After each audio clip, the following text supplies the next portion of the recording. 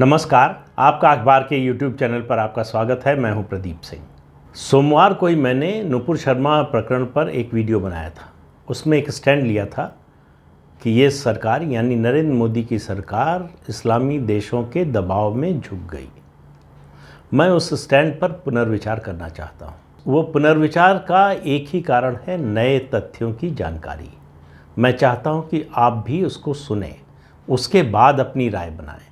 मैं गलत हूँ, सही हूँ, सरकार ने जो किया सही था, गलत था, इसका निर्णय आप, जो मैं तथ्य आपको आगे बताने जा रहा हूँ, उन सबको सुनने के बाद करें। और मेरा अनुरोध है, पहली बार अनुरोध कर रहा हूँ कि ये वीडियो ज़रूर देखें और अंत तक देखें।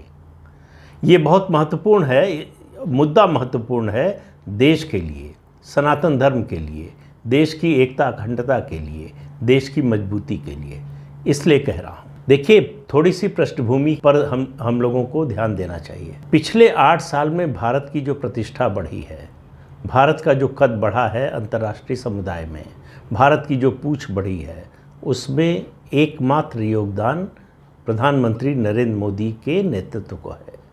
इससे आप इनकार नहीं कर सकते, चाहे मोदी से खुश हों, नाराज़ हों, आलोचना करें, प्रशंसा करें, जो भी करें।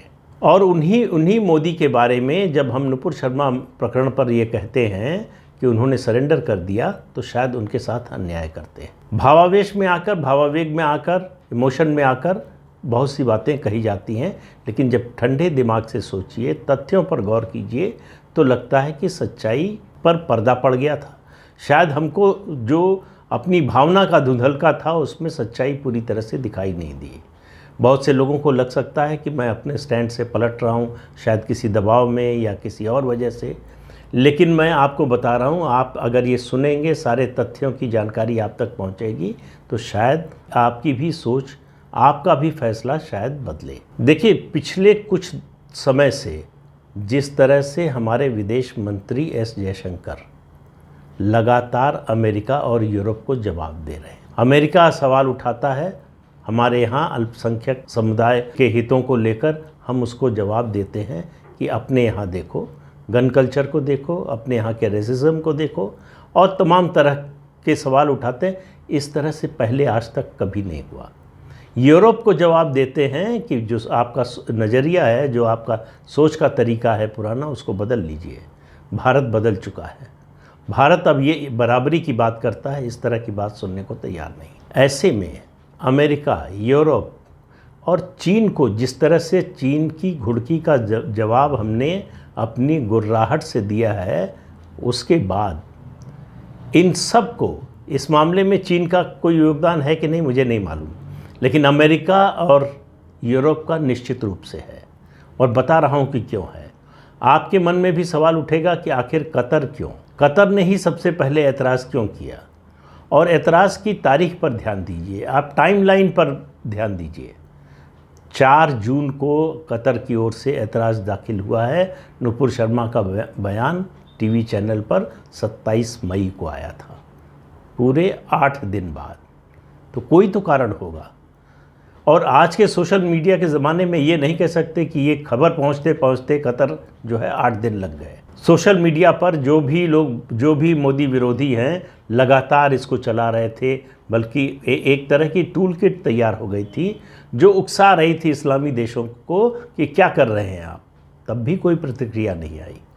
अब आप ज़रा थोड़ा सा पीछे लौट कर देखिए, 24 अप्रैल की तारीख याद कीजिए। 24 अप्रैल को IMF, इंटरनेशनल मॉनेटरी फंड और पाकिस्तान सरकार की बातचीत हो रही थी। $8 बिलियन के रुके हुए कर्ज को क्लियर करने के लिए IMF तैयार हो गया।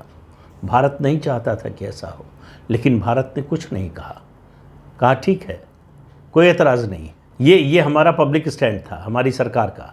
और उसके बाद क्या किया? 14 मई को भारत सरकार ने अचानक गेहूं का एक्सपोर्ट बंद कर दिया, जबकि एक दिन पहले ही ये कहा था कि 3 केंद्रीय मंत्री अलग अलग देशों में जाएंगे और गेहूं के अपने गेहूं के निर्यात के लिए बातचीत करेंगे, इसके सौदे तय करेंगे। पूरे देश में चर्चा हुई कि आखिर क्या हो गया, सरकार कैसे पॉलिसी बनाती है, जो पॉलिसी की घोषणा करती 24 घंटे में पलट जाती है, यू टर्न लेती है।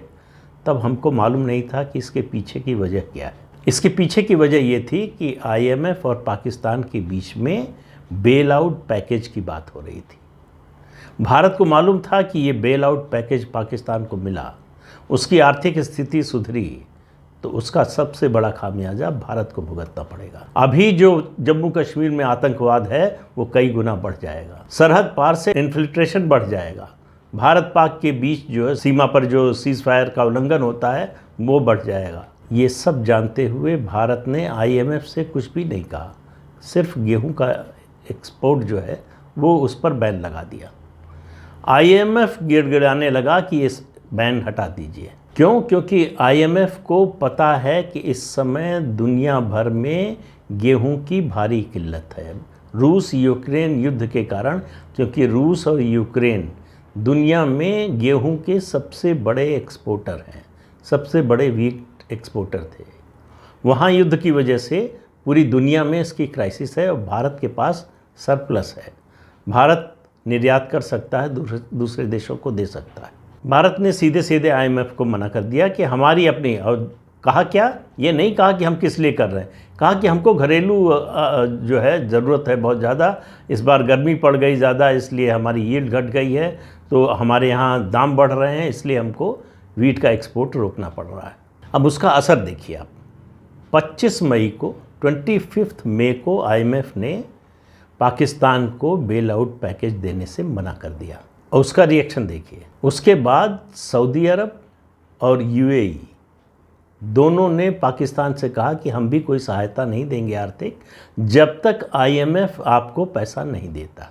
अब भारत की घेरेबंदी देखिए, आप मोदी की जियो पॉलिटिक्स को देखिए। अब इससे थोड़ा सा अलग दूसरे मुद्दे पर ध्यान दीजिए। अमेरिका और यूरोपीय देश केवल भारत की ताकत बढ़ रही है, उसकी आवाज़ बढ़ रही है, उसकी हैसियत बढ़ रही है, ये नहीं है। यूरोप और अमेरिका इस बात से भारत से नाराज़ हैं कि वो रूस यूक्रेन के मामले में यूक्रेन या अमेरिका और रूस का जो स्टैंड है उसका साथ नहीं दे रहा है, रूस का साथ उसने नहीं छोड़ा है। इस बात की भारी नाराज़गी है, लेकिन आज भारत की जो हैसियत है उसके कारण कोई खुलकर बोल नहीं पा रहा है। यूरोप के देश भी बोल रहे हैं, अमेरिका भी बोल रहा है कि भारत अपनी ज़रूरतों के हिसाब से फैसला लेने के लिए स्वतंत्र है, लेकिन नाराज़गी है। अगर भारत रूस से संबंध तोड़ लेता, भारत उस खेमे में चला जाता, तो रूस के लिए बहुत बड़ी समस्या हो जाती। और इतना ही नहीं है, भारत ने पिछले 8 सालों में जो किया है, हमसे जो है इंटरनेशनल फार्मा लॉबी नाराज़ है, क्योंकि हम अपनी दवाइयों का उत्पादन मतलब उसमें आत्मनिर्भरता बढ़ाते जा रहे हैं, ज़्यादा एक्सपोर्ट करने की स्थिति में हो गए हैं।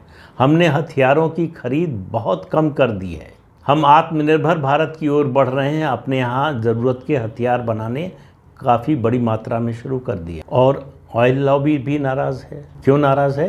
कि हम ऊर्जा के नए विकल्प खोज रहे हैं, उसके साथ साथ उस पर तेज़ी से काम कर रहे हैं, साथ साथ दूसरे स्रोतों से भी तेल लेने की कोशिश कर रहे हैं, जिसमें से एक रूस है।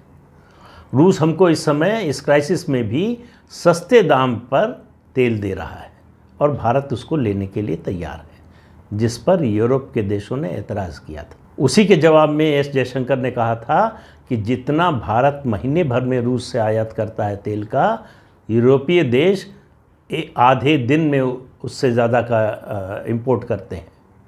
उसके बाद उनकी बोलती बंद हो गई थी। तो ये सब नाराज़गी, इसका गुब्बारा भर रहा था। इन सब को एक मौके की तलाश थी, लेकिन इतना ही नहीं मामला था। हर घटना का जो भी होता है उसका एक टिपिंग पॉइंट होता है, एक ऐसा अवसर आता है, जैसे गुब्बारे में आप गैस भरिए तो एक समय आता है जब वो फट जाता है, उससे ज़्यादा गैस उसमें नहीं समा सकती। तो इन देशों के लिए भी वो मौका आया। नहीं, अभी नुपुर शर्मा पे नहीं आ रहा हूँ, अभी रुके रहिए। इन देशों के लिए मौका आया 2 जून 2022, जब भारत का प्रतिनिधिमंडल तालिबान पहुंचा। और भारत तालिबान से बात करने पहुंचा बिना अमेरिका की मदद के, बिना यूरोप की मदद के, बिना किसी खाड़ी देश की मदद के, बिना सऊदी, बिना कतर की मदद के।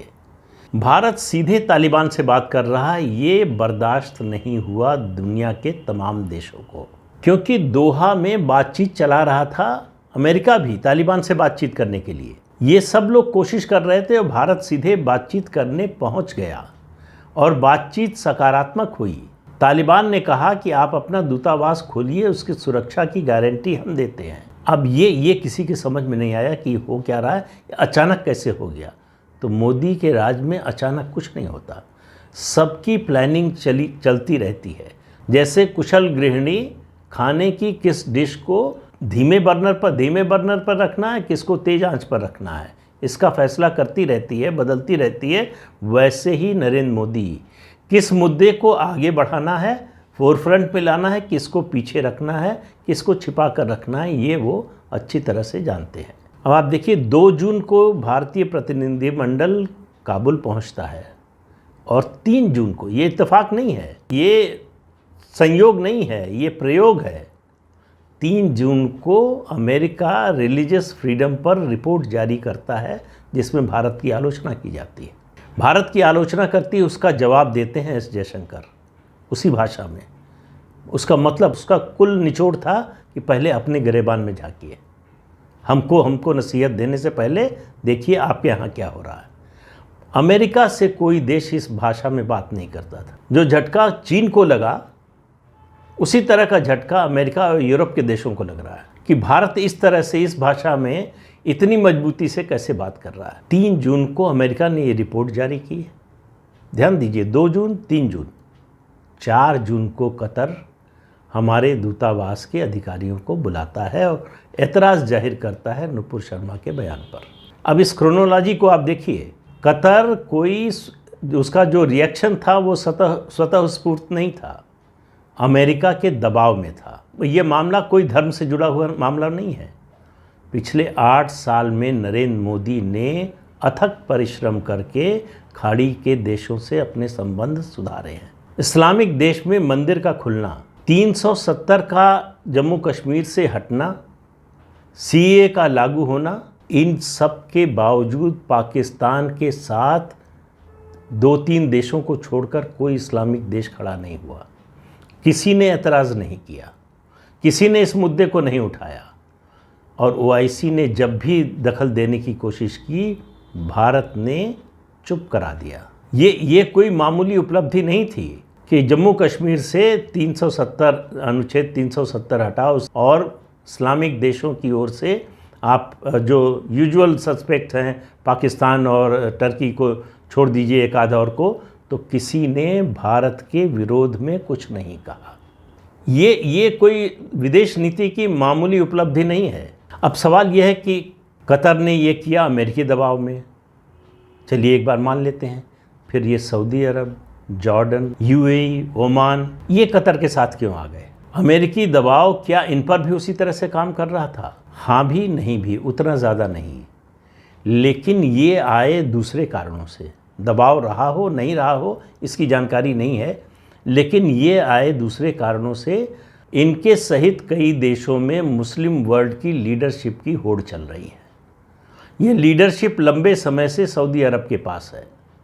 ये दूसरे देश, कतर और बाकी देश जो है, चाहते हैं कि लीडरशिप उनके हाथ में आए। सबसे ज़्यादा सक्रिय है कतर। तो जैसे ही कतर ने ये पहल की, इस पर एतराज़ जाहिर किया, बाकी देश आ गए कि ऐसा ना हो लगे कि हम इस्लाम के मुद्दे पर, प्रॉफिट मोहम्मद के मुद्दे पर, उनकी बेअदबी के मुद्दे पर कतर से पीछे हैं, तो मुस्लिम देशों की लीडरशिप कतर के हाथ में न चली जाए। इसका धर्म से कोई संबंध नहीं है, मैं आपसे कह रहा हूँ। ये शुद्ध राजनीतिक, रणनीतिक और आर्थिक दृष्टि से लिया गया फैसला है।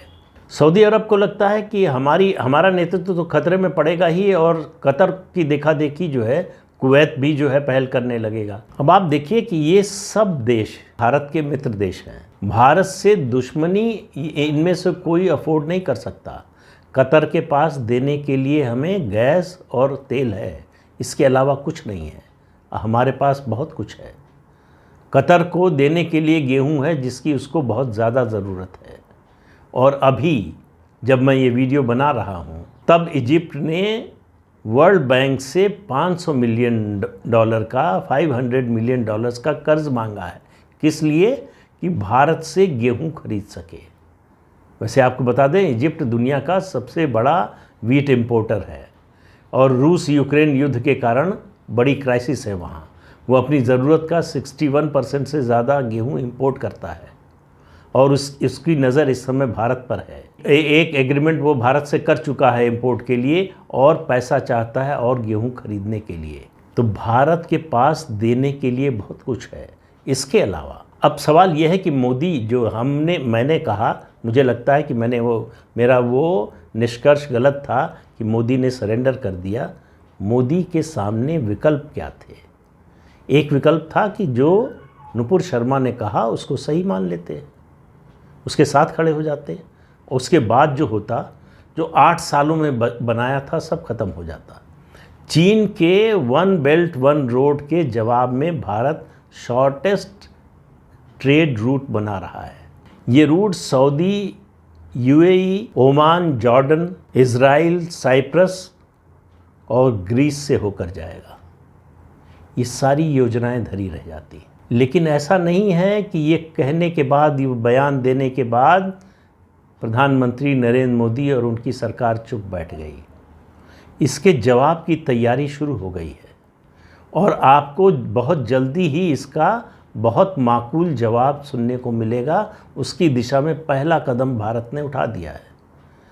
रूस की जो तेल कंपनी है रोजनेफ्ट, दुनिया की सबसे बड़ी तेल कंपनियों में से एक है, उससे जितना खरीद रहा था भारत तेल, उसको दुगना करने का आदेश 6 जून को दे दिया, 6 जून को दिया जा चुका है।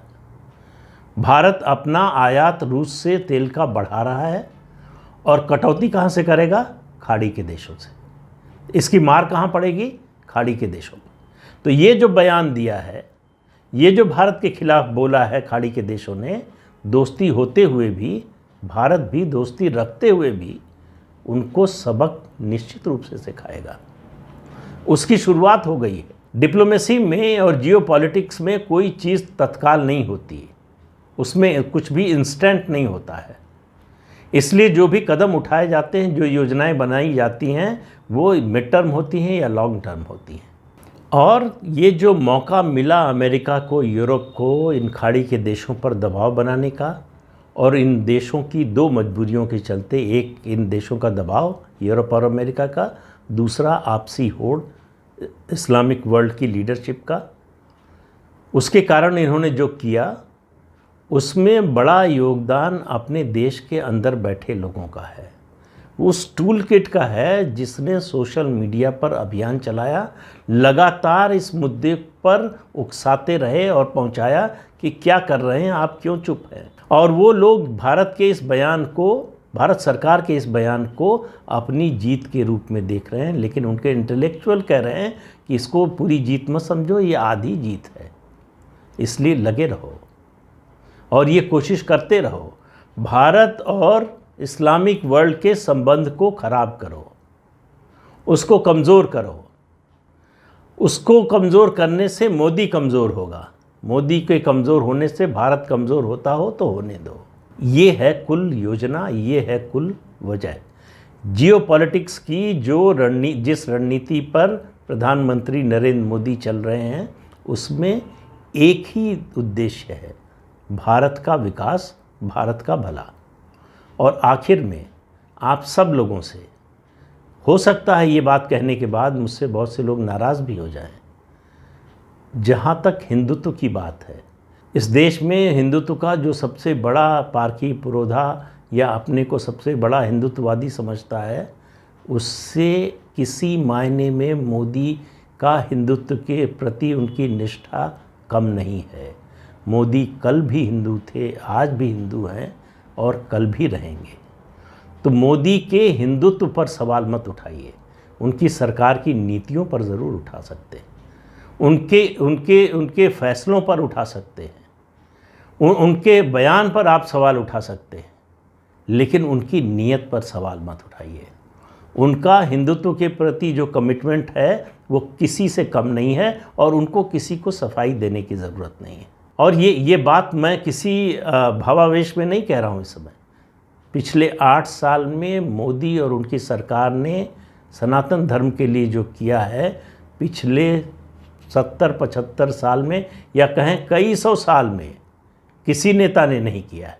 इसलिए मोदी के हिंदुत्व का जो उनका क्रेडेंशियल है उस पर सवाल मत उठाइए। और फिर कह रहा हूँ, उनकी नीतियों पर सवाल उठाइए, उनके फैसलों पर सवाल उठाइए, वो सब जायज़ है। तो इन तथ्यों की रोशनी में अपने विचार पर, अपने फैसले पर एक बार पुनर्विचार कीजिए। उसके बाद जो भी फैसला आपका हो वो स्वागत योग्य है, उस पर किसी को ऐतराज़ नहीं होना चाहिए, वो आपका मौलिक अधिकार है। तो इस अंक में इतना ही। अगले अंक में फिर मिलेंगे किसी नए मुद्दे के साथ। तब तक के लिए इजाज़त दीजिए। आपसे अनुरोध है कि ये चैनल देखिए, शेयर कीजिए, लाइक कीजिए और सब्सक्राइब ज़रूर कीजिए। नमस्कार।